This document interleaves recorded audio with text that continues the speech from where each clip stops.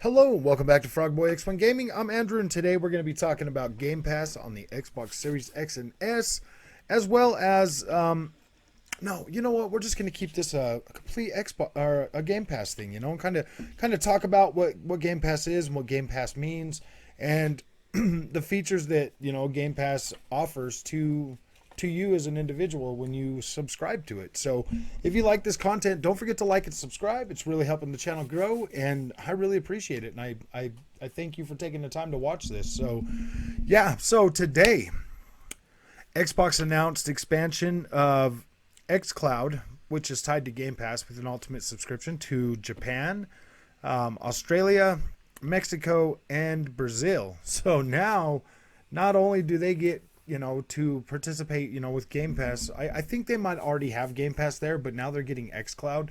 So now that means that they can play these games on the go wherever they want, and be and have access to a feature that we here in the US have had for a pretty good amount of time. So that is pretty freaking awesome. That's pretty awesome.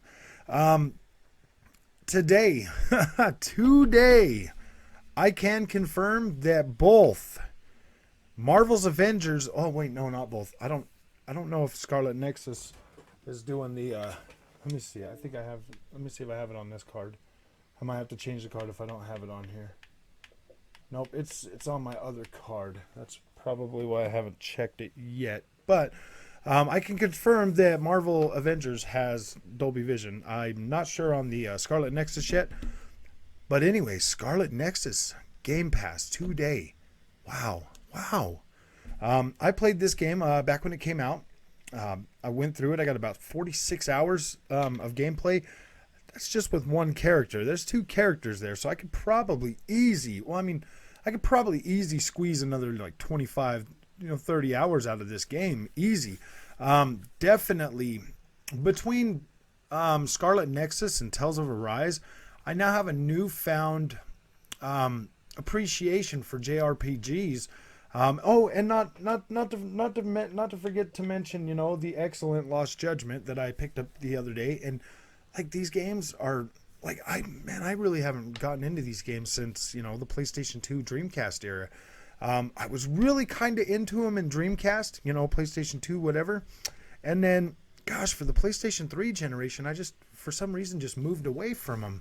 I don't know why, but I kind of did. I just kind of moved away from them. I didn't play any Final Fantasy game on the PlayStation 3 whatsoever. Like that's the one generation that I completely skipped playing any kind of Final Fantasy. So yeah. So Scarlet Nexus and Marvel's Avengers, and there's been plenty more that have come out in this last let's see, I can pull up the list right now and give you like the recently added. So the recently added, you got Marvel's Avengers, you've got Unsighted, you have Astria Ascending, which I believe came out today as well, Scarlet Nexus, you have Al the Somnum, yeah, I don't know, AI, Mighty Goose, Origami 2, Subnautica, Sable, Lost Worlds, Dandy Ace, Lemmings Gate, Superliminal, I Am Fish, Skatebird, Flynn, Son of Crimson, Breath Edge, The Artful Escape, Signs of the Sojourner, Final Fantasy 13, Craftopia, Surgeon 2, Clown Trick, or what is that? Crown Trick, and Nuclear Throne.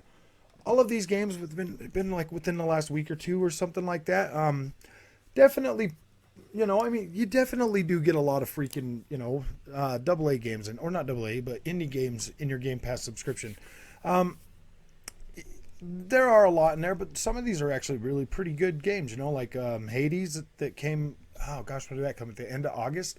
So, yeah, you are definitely getting, some indies in here, but when you do get a game like Marvel's Avenger, The freaking campaign for that game was amazing.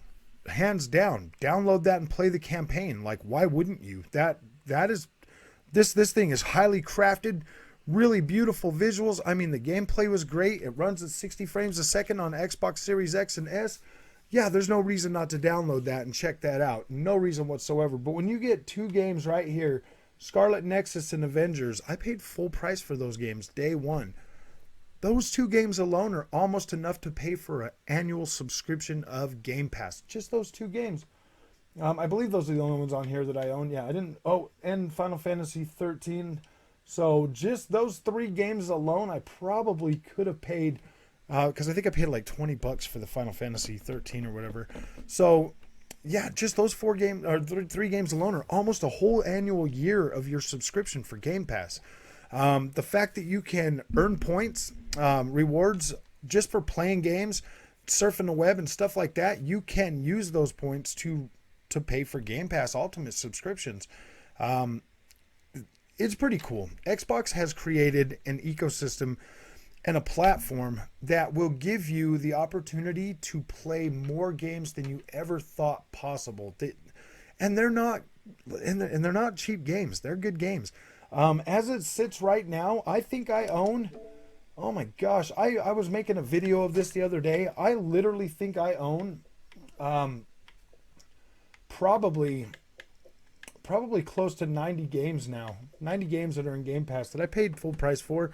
Or, I mean, there's some that I got, on sale or whatever, but I think that's 90 games that I've paid for. And over, what is it, the 3 years that I've had Game Pass, that I've paid for these games, and like I could have saved all that money. So I mean, these are actual games that people pay full price for. These are good, solid AAA games. A lot of them, yeah, some of them have run their course. I'm not gonna lie. I mean, like, gosh, when did Scarlet Nexus come out? I think that was in the summer sometime. But yeah, you get to a point where you got all these games coming out, and they're coming straight. Some of them are coming straight to Game Pass. Like Dark Alliance, that came straight to Game Pass. You got Dirt 5 in here now. I paid $90 for that game for when that came out. I mean, you got Doom Eternal, all the Dooms in here. Doom 2, yeah. Like, you've got some good games in here. All of Bethesda games. And Bethesda games are ones that I buy day one. So the fact that you can have access to all of these games is freaking amazing. Like, it's hands down literally amazing. The Xbox continues to grow this. And there's talk that there's already 30 million Game Pass subscribers. I mean, I know I'm one of them. I mean, like, this is a crazy deal not to have. Mainly what I use, because I consider myself more of a hardcore gamer. I usually, I usually buy my games. I usually have that money budgeted to buy these games so that I can experience them and keep them. For me, that works better for me, because I like to buy my games. So, and there's a lot of misconceptions about, like, well, Game Pass is going to make it so people don't buy games. That's not the case, man, because there's a lot of gamers like me that like to buy and own their games.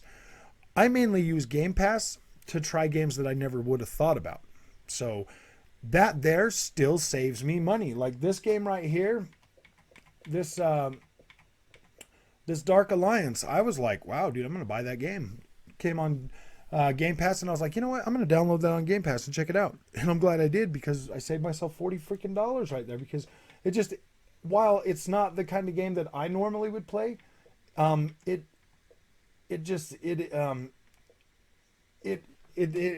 does serve a purpose for other people, to be able to play. A lot of these, I'm not gonna lie, a lot of these indie games I do download on Game Pass and try them out. Some of them I do buy, like this one right here. What is this? Art of Rally. I picked that game up after downloading it and playing on Game Pass. I decided to buy that because I like that game. I like what that developer did. So I decided to spend my money to support that developer, because I want him to be able to continue to create games, and I want him to understand that, hey man, I liked your game enough to where I bought it,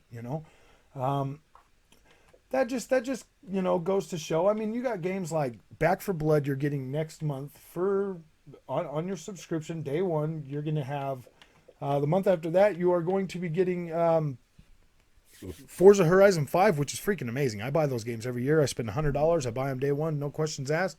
Forza 5 is going to be the best one yet. Yeah, hands down. Like there is a reason. Okay, so you Game Pass is designed more for that casual gamer, I believe. I mean, like people like me take advantage of it. Like I'm a hardcore gamer. I like to buy my games. So me personally, I feel like I'm taking advantage of the system. You know, like taking advantage of Game Pass for the way I use Game Pass. I'm just taking advantage of it. I am trying games that I normally wouldn't try, as opposed to, you know, putting my money out there for them, you know, like I used to, because I used to buy a lot of these type of games. I was like, ooh, that looks kind of interesting, so I would buy it. Now I'm getting to try that game before I buy it, so I'm saving myself a lot of money. I've saved a lot of money with those type of games. I really have. So let's talk about who Game Pass is for, because Game Pass is not necessarily for people like me that are hardcore gamers that, you know, that buy. The average gamer buys about 2 to 4 games a year. So if you're buying, you know, your 2 to 4 games, that leaves all these hundreds of games on there that like normally you wouldn't buy. You wouldn't have the money to buy those, you know, because you get your 2 to 4 games a year.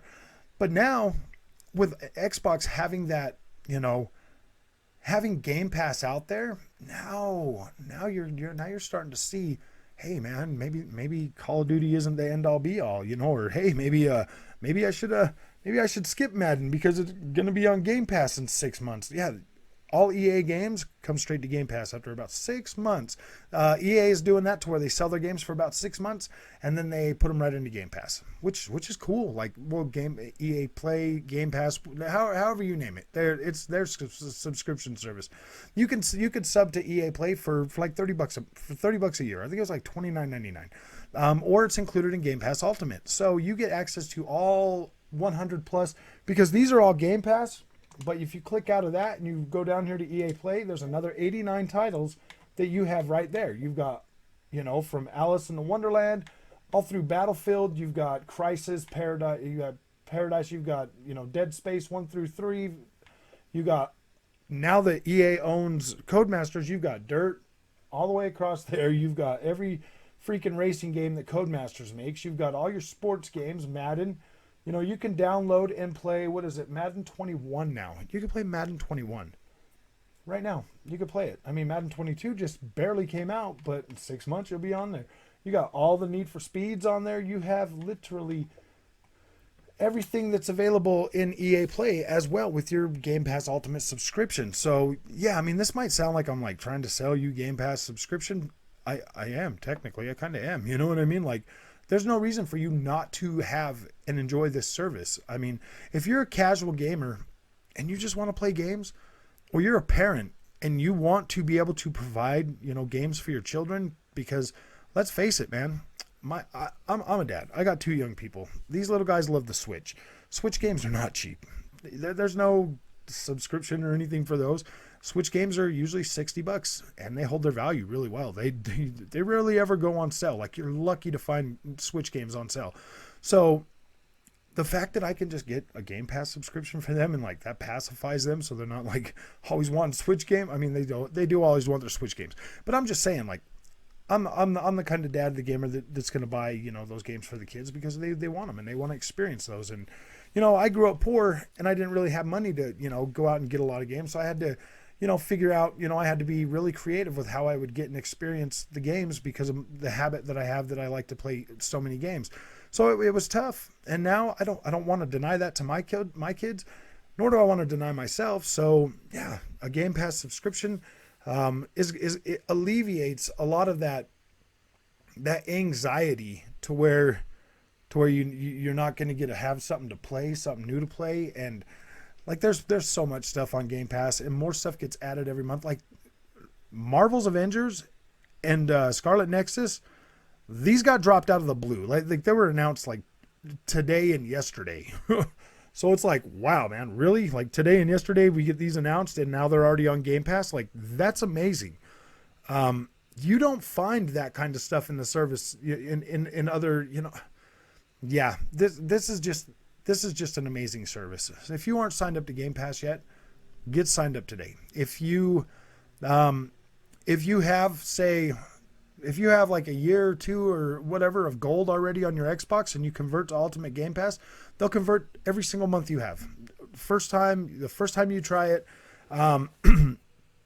you can upload to 36 months of Xbox Gold and convert all of that to Game Pass for $1. Like seriously, $1.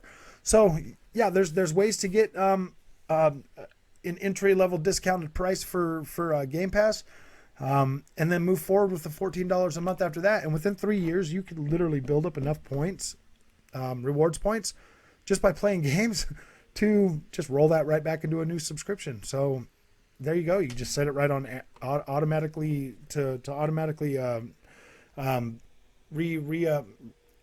you a month of subscription every month, and then you can move forward with that. So if you like this content and you thought this was pretty good, don't forget to hit that like. Don't forget to hit the subscribe button, and I'll see you in the next one. I really appreciate you stopping by.